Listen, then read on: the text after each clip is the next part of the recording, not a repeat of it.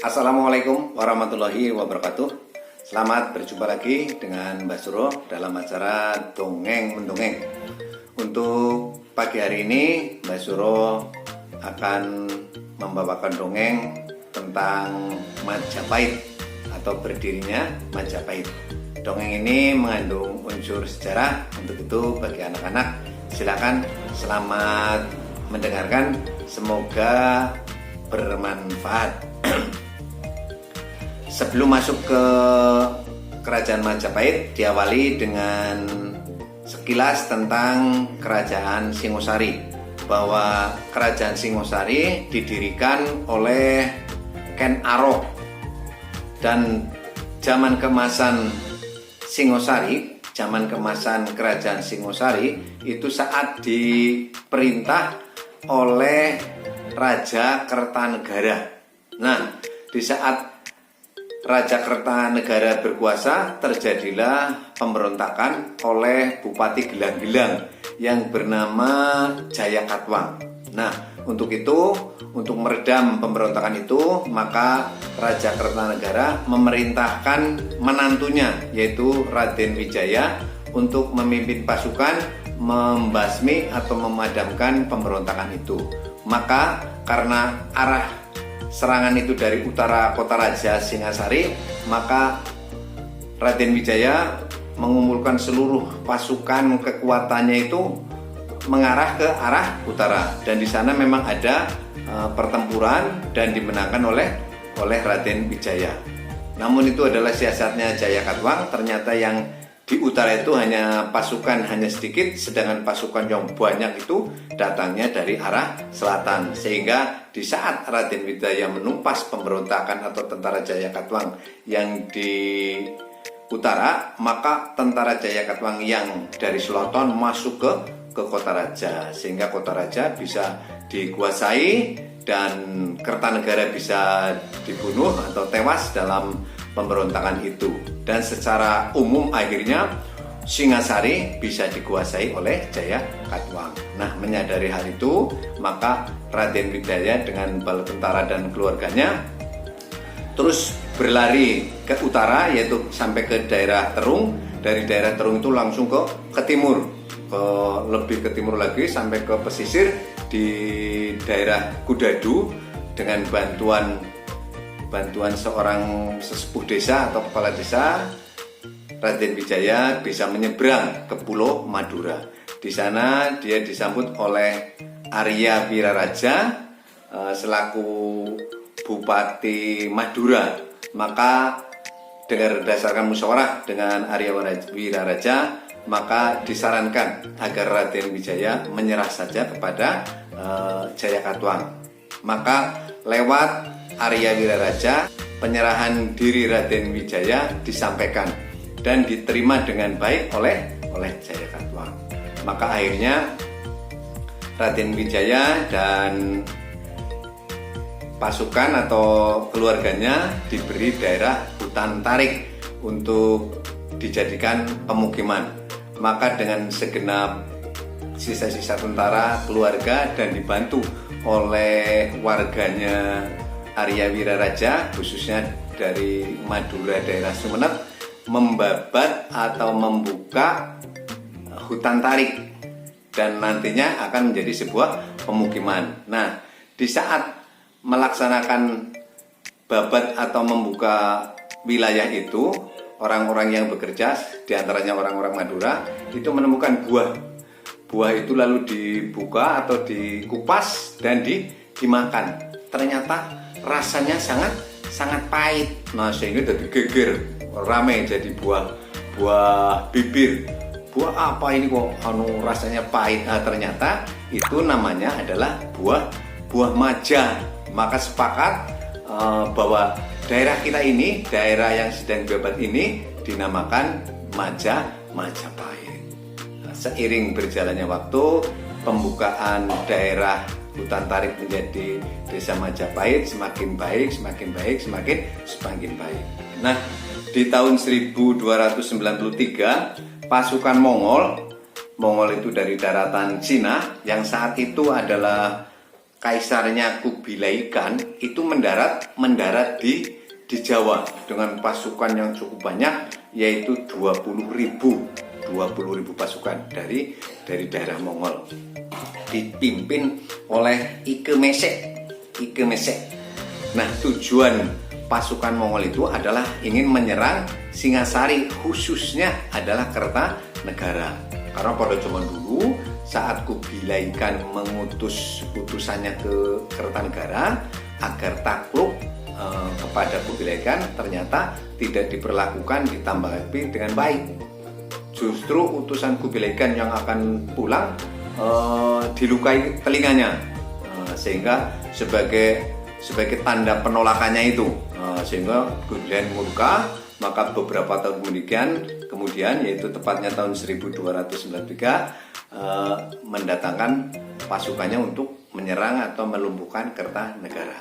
Nah, datangnya pasukan Mongol itu dimanfaatkan oleh Raden Wijaya, yaitu untuk menggempur Jayakatwang yang waktu itu beranggapan masih bercokol Raja Kertanegara. Akhirnya diseranglah Jayakatwang, dan Jayakatwang juga tahu kalau Raden Wijaya berkonspirasi atau bekerja sama dengan pasukan Mongol. Terjadilah pertempuran yang sangat sengit antara Jayakatwang, pasukan Mongol dibantu dengan Raden Wijaya. Alhasil pasukan Mongol dan Raden Wijaya memenangkan pertempuran itu, sehingga Jayakatwang ditawan.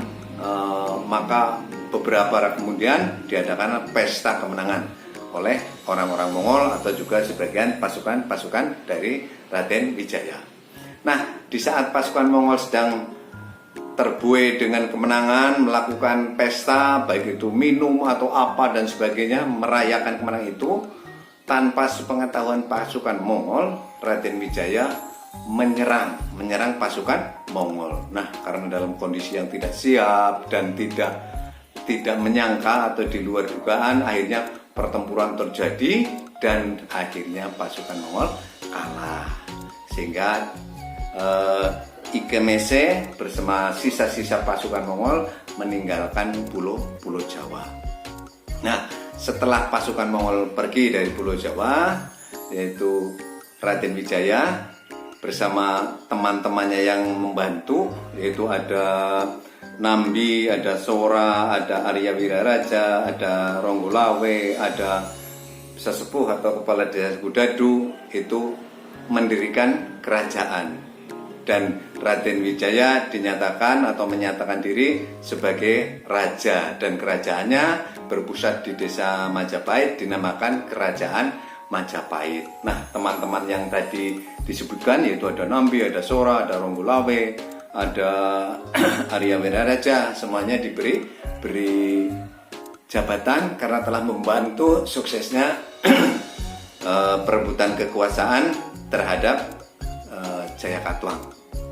Nah, itu secara singkat proses terjadinya berdirinya Kerajaan Majapahit.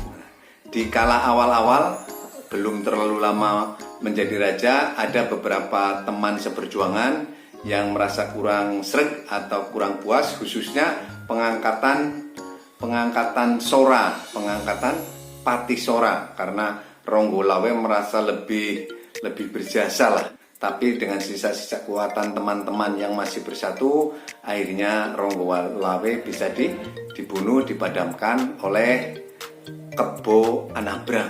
Nah, itu sekilas tentang berdirinya Majapahit oleh Raden Wijaya, yang nantinya setelah Raden Wijaya mangkat atau wafat akan digantikan oleh putranya yang bernama Jayanegara. Dan Jayanegara ini merupakan putra Raden Wijaya dengan Dara Petak. Dara Petak itu putri dari Melayu.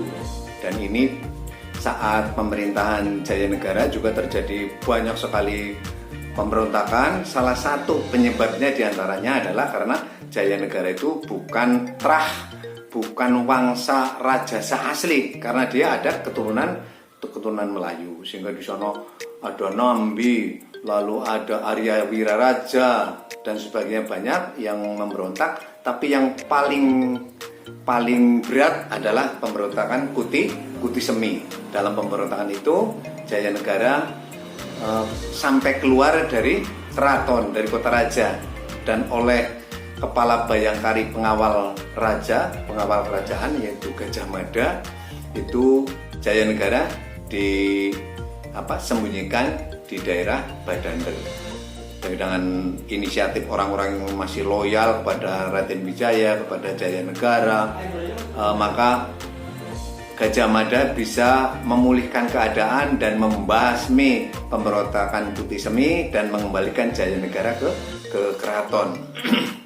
Namun demikian, di saat sedang sakit Jayanegara, saat diobati oleh tabib istana, ternyata Jayanegara dibunuh oleh tabib istana. Tabib istana sendiri nantinya dibunuh oleh Gajah Mada.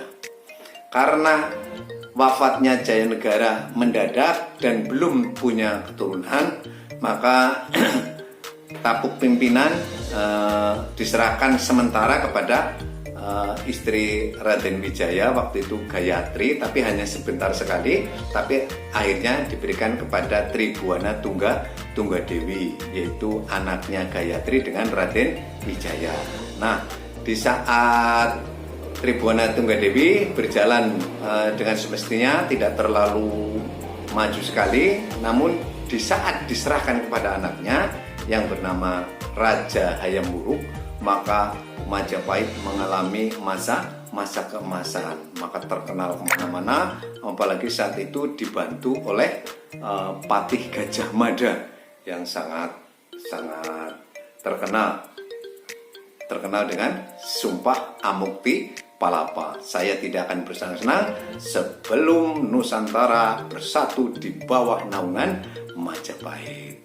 Itu yang bisa saya sampaikan kepada adik-adik, kepada anak-anak, sekilas tentang perjuangan Raden Wijaya mendirikan Majapahit dan beberapa keturunannya melanjutkan pemerintahan kerajaan Majapahit. Untuk itu bisa diambil hikmah dari perjuangan-perjuangan itu, kesabaran, ketekunan, dan keuletan itu bisa membuahkan hasil sebuah pencapaian cita-cita yang maksimal. Tentunya tidak lupa berdoa kepada Allah Subhanahu wa Ta'ala. Itu saja yang bisa disampaikan, kurang lebihnya mohon maaf. Wabillahi taufiq wal hidayah. Wassalamualaikum warahmatullahi wabarakatuh.